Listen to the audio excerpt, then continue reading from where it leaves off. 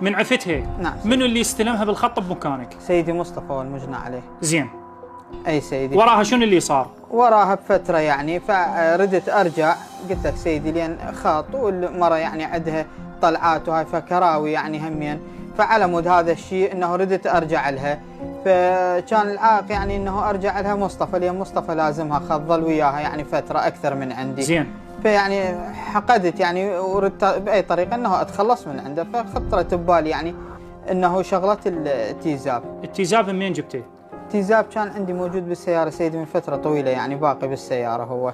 كم يوم انت تراقب بالمجنى عليه حتى تنفذ الجريمه مالتك؟ سيدي انا اعرف توقيت طلعت، لان هو لازم الخط وانا هذا الخط كنت لازمه قبل يعني، فاعرف التوقيتات. زين. انه ساعه بيش يطلعون ساعه بيش ترجع الموظفه هاي اللي كنت لازمها. اي سيدي. بيته وين هو؟ بيته قريب بيت الموظفه بمنطقه بيا الصليخ. منطقه بصليخ. زين.